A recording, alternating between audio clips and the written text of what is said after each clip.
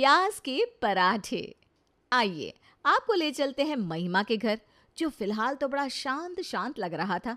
घर से अगरबत्ती की महक आ रही थी, पर इसी घर से बस 2 मिनट बाद चीखने चिल्लाने की आवाजें आने वाली है।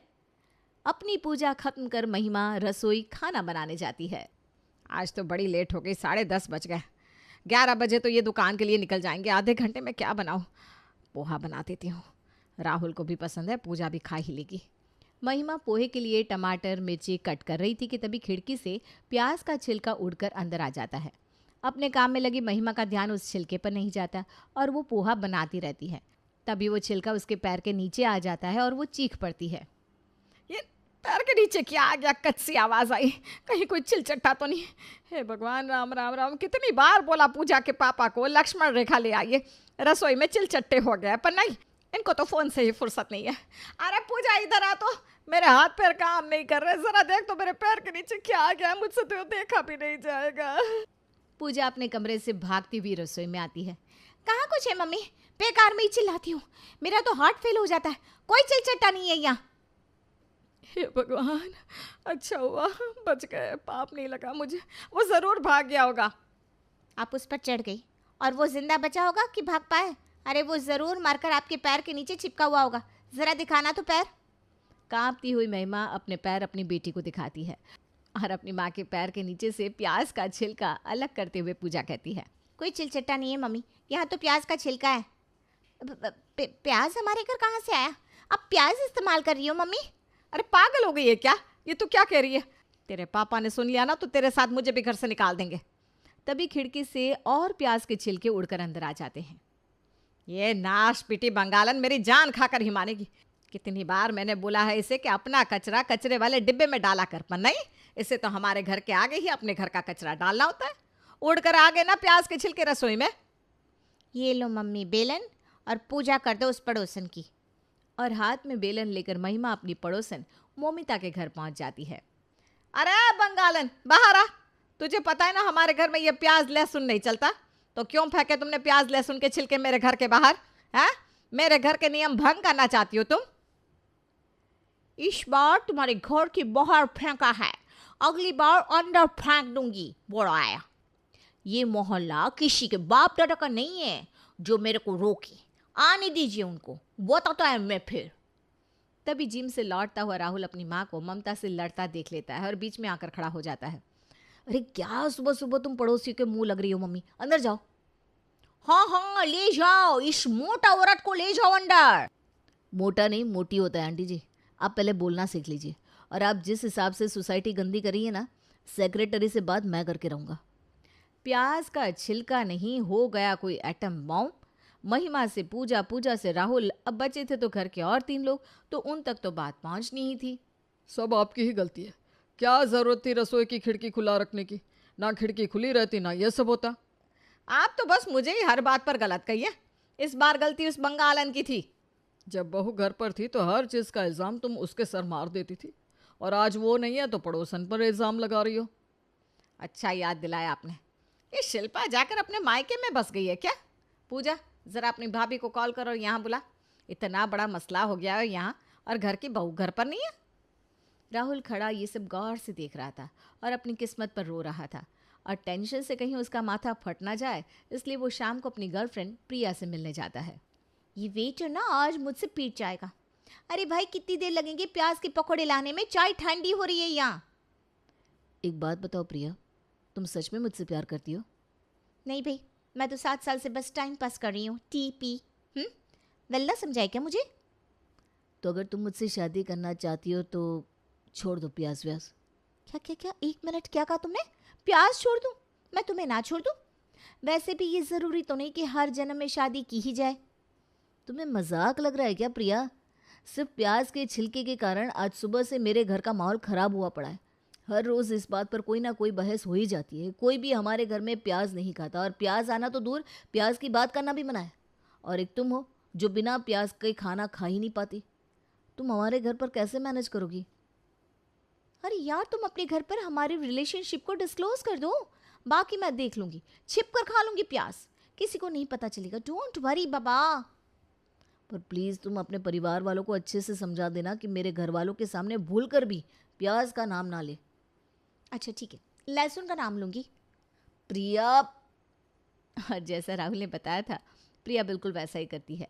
वो अपने पूरे घर से प्याज का नामो निशान हटा देती है और फिर पहुंचते हैं उसके घर राहुल के परिवार वाले। दोनों परिवार का मिलना तो फॉर्मेलिटी मात्र रह गया है बहन जी। बच्चों ने तो पहले ही एक दूसरे को फाइनल कर लिया है। वो तो है ही बहन जी, आजकल परिवार वालों को सब कुछ बिल्कुल अंत में ही पता चलता है। पर शादी दो लोगों में नहीं, दो परिवारों में होती है। आपको भी अपनी बहू में कुछ चीज़ें चाहिए होगी जो शायद प्रिया में ना हो, पर मैंने अपनी बेटी को ऐसे संस्कार दिए हैं कि वो पूरी कोशिश करेगी कि आपका मन रख सके। बस मेरी आपसे एक गुजारिश है कि मेरी बेटी को कुछ खिलाने की ज़िद मत कीजिएगा। मेरा मतलब है, शुरू से ही हमारे घर में प्याज लहसुन नहीं चलता ना। प्रिया को तो प्याज की स्मेल से ही उल्टी आने लगती है। ये सब क्या बोल रही हो तुम मम्मी? राहुल के घर में तो ये सब बनता ही होगा। आप फिक्र मत कीजिए आंटी जी, मैं बना दूंगी आप लोगों के लिए प्याज के साथ खाना। हाँ, मैं खुद नहीं खाऊंगी पर बना तो दूंगी ही। अरे वाह प्रिया, तुमने तो 1 करोड़ की बात कह दी। मम्मी जी के मन में पूरे रास्ते यही डाउट चल रहा था कि अगर प्रिया प्याज खाती होगी तो हम क्या करेंगे, पर तुम्हारे घर में तो प्याज चलता ही नहीं। पंडित जी ने तो मुझे पहले ही कहा था, इतने अच्छे कर्म है मेरे कि मेरी बहू मेरे पसंद अनुसार ही आएगी। अब आप तो सीधा शादी की तारीख निकलवाइए समधन जी। प्रिया और उसकी माँ ऐसी एक्टिंग करती है कि किसी को ज़रा भी शक नहीं होता और प्रिया की शादी राहुल से हो जाती है और बहू बनकर प्रिया अपने ससुराल आ जाती है। 2 दिन तो प्रिया वर्ल्ड बेस्ट बहू बनकर अपने ससुराल में रहती है, पर तीसरे दिन कितने चक्कर काटोगी कमरे के? क्या हो गया, क्या सोच रही हो तुम? दिन में 3 टाइम प्याज खाने वाली लड़की ने 2 दिन से प्याज नहीं खाया। अब मेरा दिमाग नहीं काम कर रहा। अरे मेरी माँ, ये क्या बोल रही हो तुम? दरवाज़ा बंद करता हूँ मैं, अगर किसी ने सुन लिया तो मुझे घर से निकाल दिया जाएगा। अपना टिफिन उठाओ और ऑफिस जाओ तुम। मेरी क्रेविंग के लिए ऐसे भी तुम कुछ नहीं कर सकते। ज्ञान मत दो, देख लूंगी मैं मुझे क्या करना है। प्रिया दिमाग लगाती रहती है और दोपहर हो जाती है। उस वक्त पर घर पर कोई भी जेंट्स नहीं होता। पूजा दीदी तो सो रही है। अगर मैं मम्मी जी और शिल्पा भाभी को बाहर भेज दूँ तो उनके पीछे से मैं प्याज के पराठे बनाकर खा सकती हूँ, ये सही रहेगा। प्रिया अपनी जेठानी के पास जाती है और उनसे कहती है, कहाँ हो भाभी, इतनी बड़ी सेल लगी है बाजार में। सेल नहीं, महा सेल, सब कुछ 60% के डिस्काउंट पर। बताओ, सेल लगी है और किसी ने मुझे बताया भी नहीं। फ़ायदे की बात तो कोई इस घर में मुझे बताता ही नहीं। अभी भी देर नहीं हुई मम्मी जी, अभी तो 2 ही बजे हैं। सेल तो 6 बजे तक होगी। आप और भाभी चले जाइए, मैं तो यहाँ हूँ ही, घर संभाल लूँगी। प्रिया की बात मानकर उसकी जेठानी और सास शॉपिंग पर चली जाती हैं और उनकी गैर मौजूदगी में प्रिया बनाती है प्याज के पराठे। पर वो बेचारी पराठे का पहला निवाला खाती है कि उसकी ननद नींद से जाकर बाहर हॉल में आ जाती है। ये क्या किया भाभी आपने? हमारे घर में प्याज के पराठे बना लिए? मुझे लगा ये स्मेल हमारे पड़ोसियों के घर से आ रही है, पर आग तो अपने घर पर ही लगी पड़ी है। नहीं नहीं नहीं भाभी, ये तो बहुत गलत बात है। मुझे ये बात मम्मी को बतानी होगी। अब जो होना था वो तो हो गया दीदी। पराठे बन गए और मैंने टेस्ट भी कर लिए। बाकी आप मम्मी जी को बोल ही दोगी तो हंगामा तो होना ही है, और जब हंगामा होना ही है तो एक बाइट ले लो ना। मैं? नहीं नहीं भाभी, मम्मी को पता चल गया तो पता नहीं वो क्या करेंगी। अरे पर उन्हें बताएगा कौन? अच्छा टेस्ट तो करो, अच्छा नहीं लगा तो थूक देना बस। पूजा एक को ट्राई करने जाती है कि पूरा पराठा खा जाती है। ये क्या बवाल चीज़ बनाई है भाभी आपने। एक और मिलेगी क्या? दोनों ननद भाभी मिलकर प्याज के पराठों का मज़ा उठाते हैं और इस तरह प्रिया अपने ससुराल में अपनी ननद को भी अपनी पार्टी में मिला लेती है। अब अपने ससुराल वालों के सामने तो प्रिया बिल्कुल उन्हीं के जैसी बनी रहती, पर जैसे ही उसके ससुराल वाले बाहर जाते तो वो अपनी ननद के साथ मिलकर प्याज के पराठों का लुफ्त उठाती रहती। एक रोज़ प्रिया किचन में काम कर रही थी कि मोमिता अपनी खिड़की से उसे आवाज़ देती है, कोई है बेटा तुम, कभी आओ खाने पे। ये तो वही आंटी है जो हमारे घर के बाहर प्याज के छिलके फेंक देती है। ये एक अच्छा मौका है एक और विकेट गिराने का। शाम को आती हूँ आंटी जी। तुम्हारे सामने कितनी भूली बन रही है आंटी जी, 1 नंबर की तेज तर्रार है। मुझसे क्या छुपा है भाभी, राहुल ने तो मुझे सब बताया ही है, पर पड़ोसियों के साथ बैर करने का क्या फ़ायदा। लड़ाई से आंटी समझने वाली भी नहीं है। मैं तो कहती हूँ शाम को मैं और आप दोनों उनके घर चलते हैं। और वहीं उन्हें प्यार से समझा भी देंगे कि वो हमारे घर के बाहर कचरा ना डाले। इससे ना रोज़ रोज़ का कलेश खत्म हो जाएगा। तुझे ना पॉलिटिक्स में होना चाहिए था प्रिया, क्या दिमाग लगाती है तू। पर हम मम्मी जी को क्या कहेंगे? अरे मैं कह दूंगी ना कि मैं भाभी के साथ गोलगप्पे खाने जा रही हूँ। और शाम को प्रिया शिल्पा के साथ पहुंचती है मौमिता के घर, जहां वो उन दोनों को चाय के साथ आलू के पकोड़े परोसती है। क्या स्मेल है, हमारे बनाए पकोड़े में ना ऐसी स्मेल आती नहीं आंटी जी। एक्चुअली सुन के ही मुंह में पानी आ गया, खाऊंगी तो मेरा तो मन भी नहीं भरेगा इतने से आंटी जी।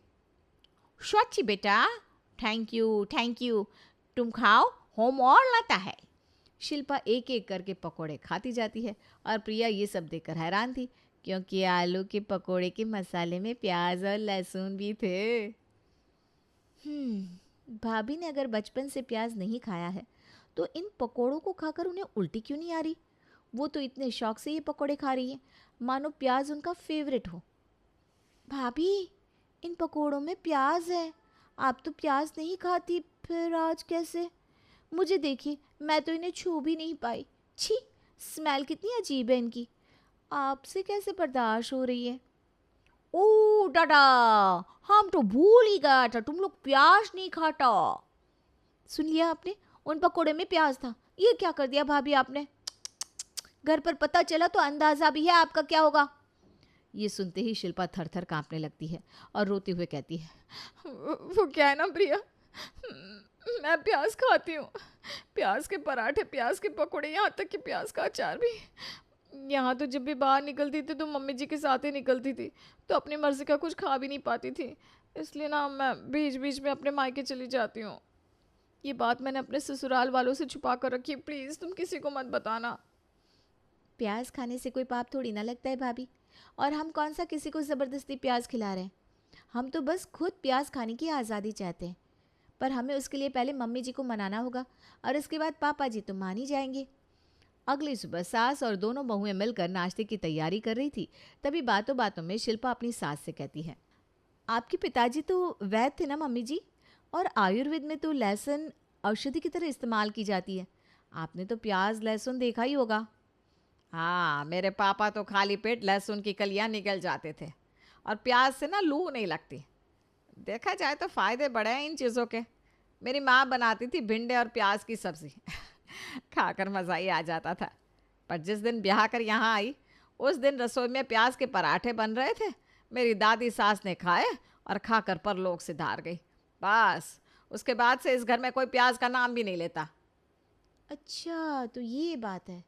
105 साल की औरत की मौत का जिम्मेदार प्याज को ठहरा दिया गया, जबकि पराठे में आटा भी था। मैं समझ गई मुझे क्या करना है। महिमा को रात को बड़ी तेज़ भूख लगती थी और सभी के सोने के बाद वो 12 बजे जाकर रसोई में एक दो पराठे खा ही लिया करती थी। पर आज नॉर्मल पराठों की जगह प्रिया प्याज के पराठे रख देती है और सभी मिलकर महिमा के रसोई में जाने का इंतज़ार करते हैं। बहुत रिस्की हो सकता है भाभी ये सब। प्याज का सिर्फ छिलका देखकर मम्मी ज़ोर ज़ोर से चिल्लाने लगती है। अगर पराठा टेस्ट करके वो चिल्लाने लगी तो क्या होगा? पापा के कमरे में नॉइज़ कैंसलेशन लगा हुआ है, रात तो गुजर ही जाएगी। बाकी मैंने बैग अभी तक अनपैक नहीं किया है। घर से निकाली गई तो वो बैग लेकर निकल लूँगी। प्रिया अभी भी निश्चिंत थी। वहाँ रसोई में महिमा पराठे लेने जाती है। ये पराठे ज़रा मोटे से लग रहे हैं और इनमें से तो प्याज की महक भी आ रही है, पर हमारे घर में प्याज कहाँ आएगा। आज सुबह से माँ के हाथ की प्याज और भिंडी को याद कर रही हूँ ना, इसीलिए शायद उसकी महक आ रही होगी। 36 साल हो गए शादी को, अब तो प्याज की महक भी भूल चुकी हूँ मैं। और महिमा खुद में बड़बड़ाती हुई सॉस के साथ 2 की जगह 4 पराठे खा लेती है। जैसे ही पराठे खत्म होते हैं, प्रिया अपनी गैंग के साथ रसोई में धमक जाती है और अगली सुबह प्रिया की गैंग में एक नया मेंबर यानी कि सास भी जुड़ जाती है। नहीं नहीं नहीं, मैं तुम्हारे ससुर जी से इस बारे में बात नहीं करूँगी। ऐसे ही वो आदमी दिमाग का पैदल है, पता चला बात कहाँ की कहाँ पहुँच गई, और इस उम्र में तलाक लेती मैं अच्छी भी नहीं लगूंगी। प्रिया के साथ रह रहकर आपका ह्यूमर बहुत डार्क हो गया है मम्मी, पर फायदा अभी दिमाग यहाँ नहीं वहाँ चलाने में है। कुछ तो करो, कुछ तो बोलो। और पूरा परिवार एक साथ एक कतार में महेश के सामने जाकर खड़ा हो जाता है। ये गलत है पापा। क्या क्या गलत है बेटा? प्याज भी तो सब्जी है ना पापा, तो उसके साथ ऐसा अन्याय क्यों किया जा रहा है? आपकी दादी को तो प्याज सबसे ज़्यादा पसंद थे। 105 साल की उम्र में अपने बर्थडे के दिन अपना फेवरेट खाना खाकर परलोक सिधारी हैं वो। जीते जी उन्होंने कभी किसी को किसी चीज़ के लिए नहीं टोका। कितना बुरा लगता होगा उन्हें कि उनके नाम पर इस घर के बच्चों को मन मार कर रहना पड़ता है। मुझे भी बहुत प्रॉब्लम होती है पापा। कभी कभी मीटिंग होटल में होती है जो 6-7 घंटे चलती है, जहाँ सब आराम से रेस्टोरेंट का खाना खा पाते हैं, पर मैं नहीं खा पाता। और पूजा पाठ की हमारी रसोई तो ऐसे भी अलग है, प्याज हम दूसरी रसोई में बनाएंगे। हे भगवान, मैं तो डर ही गया था। मुझे लगा इन लोगों ने मुझे पराठे गली में प्याज के पराठे खाते देख लिया होगा। बहू की बात सही है और तुम सबकी बात भी सही है। पुरानी बातें भूलकर इस प्याज के बैन को हटा देते हैं। तो जाओ बहू, आज सभी के लिए प्याज के पराठे बना लो, और हाँ, हमारी पड़ोसन को भी बुला लेना।